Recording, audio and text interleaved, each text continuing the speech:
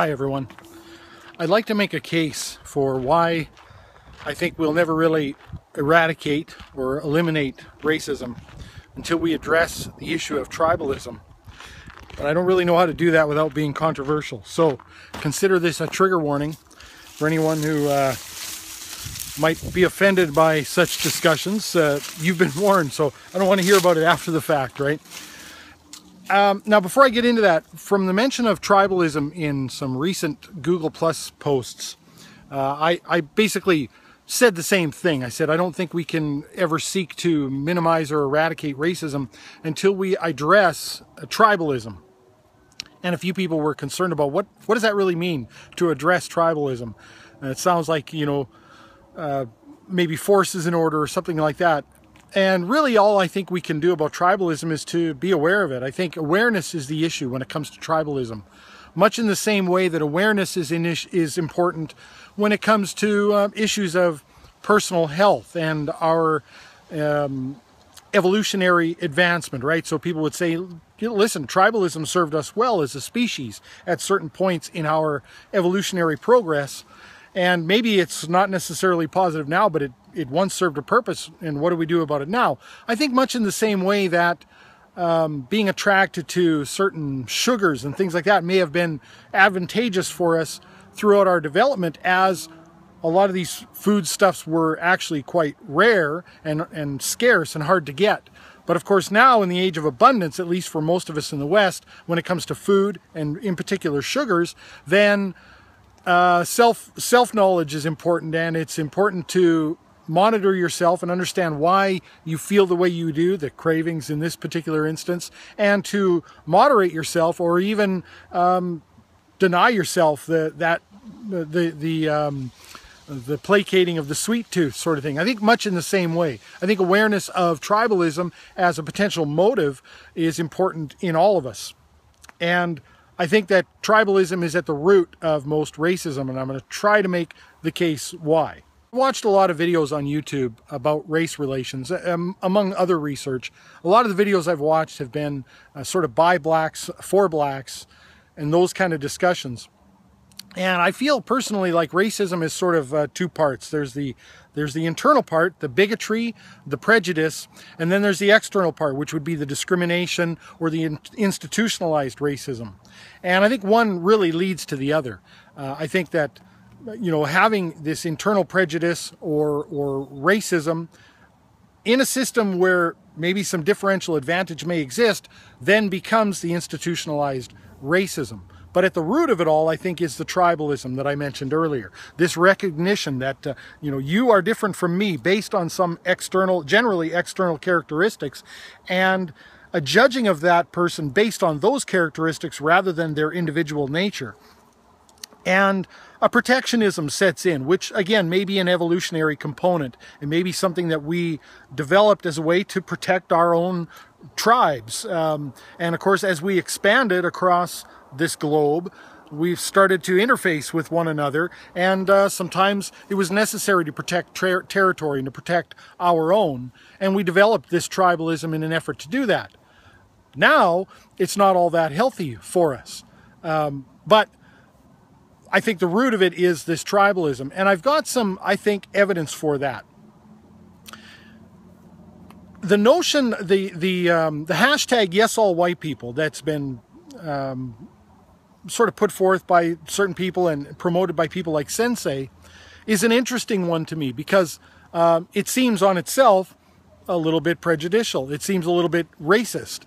If you're going to, again, as I mentioned just a moment ago, judge all people based on the amount of melanin in their skin to be a certain thing without knowing each one individually, that's sort of, to me, the definition of racism or prejudice, of prejudging someone. And I think the only way that you could really do that would be to make an actual case for it, right? I think what they're making there is kind of a correlation argument. The correlation that's being made is, in general, white people are the people who are racist, at least when it comes to institutionalized oppression and that sort of thing. And therefore, white people are racist. And I've seen what you might consider to be complementary or parallel arguments made as well. In one of the videos, it might have been one of Sensei's videos, somebody commented on there that all white people should commit suicide and leave this world to a kinder, gentler, more wise races, to the kinder, gentler, more wise races.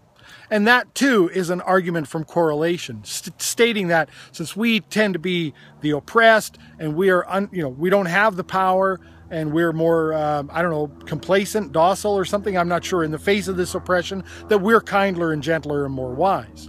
But you can't make that argument for every individual, of course, and it's not an argument that has any basis in any studies or anything. There's no citations given, of course, anything like that. What I wonder, though, when it comes to tribalism is how things would be different if whites were in the minority, if whites were in the power minority.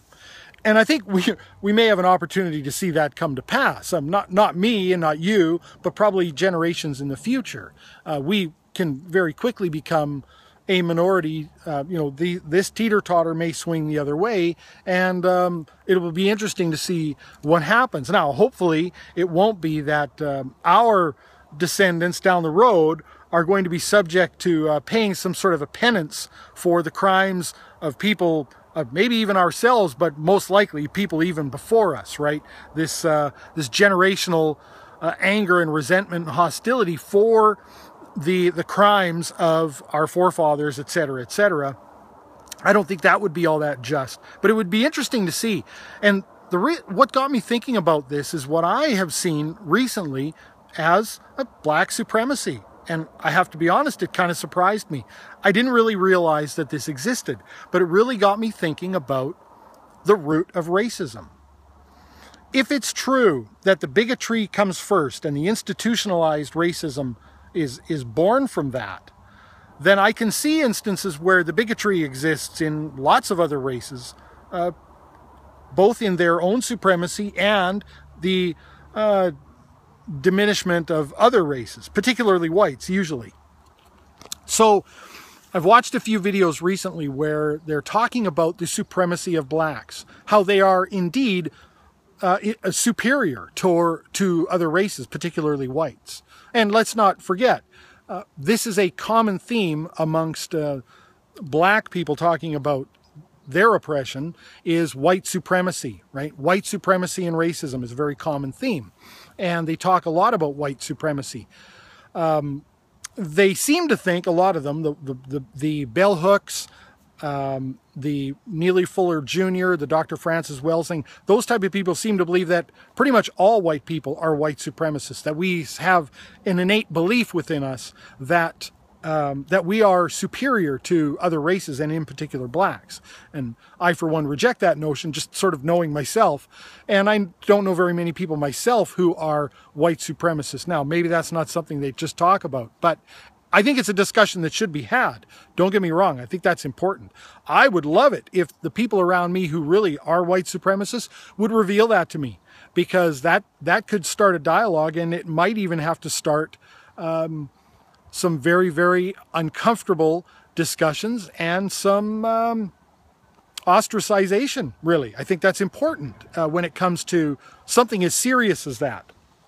But getting back to these videos by a lot of black people talking about black supremacy, they have talked about, from many different aspects, why they are superior to whites. They've talked about why they're smarter, why the history books have been rewritten to eliminate a lot of black scholars and a lot of black inventors and that sort of thing, which I don't doubt, although I don't know. I'm not that much of a history buff. Revisionist history pisses me off. So if that's true, I'm as angry as anyone about that. They also make a genetic case for it. They say that the human genome is sort of mutating, and as people get more further away from Africa and further towards the lighter skinned area, that we're genetically weaker. And I'm not a geneticist or a biologist, so I don't know what the story is there, but they make the case based on that. They even make the case based on color itself, which I think is a little bit silly.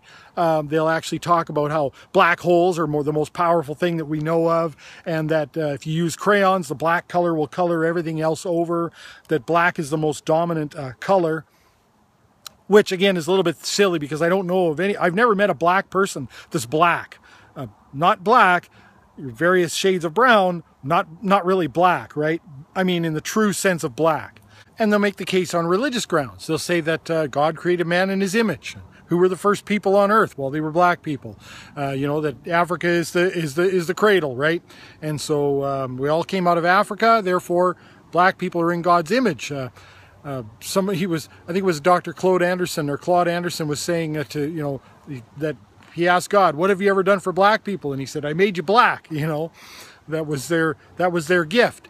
And so there's a supremacy in that as well. The bottom line is they are actually talking about the superiority of blackness and the nature of whiteness. They talk about that as well as being inferior in many ways. They make the case both ways.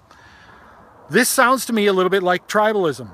This sounds a little bit to me like you are different than me by these arbitrary metrics that, you know, that the simplest of simple, right? What I can just see with my eyes. Without delving any further, I can spot you across a field and know these things about you. And I'm better than you. And that, to me, that's a tribalism. And I just have to wonder if there was an ability for a power differential, a differential advantage to be had there, would these people with these beliefs act on those things? And I can't know that, of course, but I suspect that there would be some acting out on it. And so I think really what it comes down to is this is a black and white issue, but it's also not a black and white issue. It's just a human issue. And we're all subject to the pitfalls of tribalism. And while it may have once served us evolutionarily, I don't think it serves us very well now. At the very least, I think we need to be aware of it.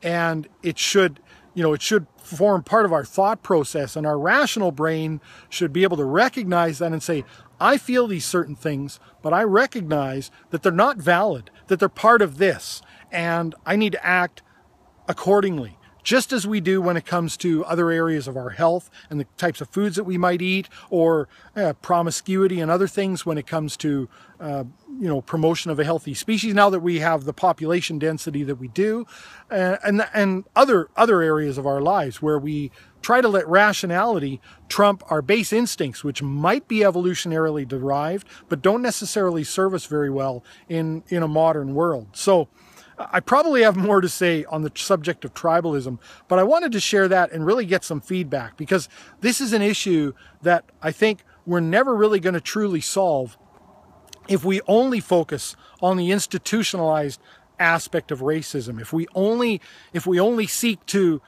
level the playing field, to balance everything out between the different races.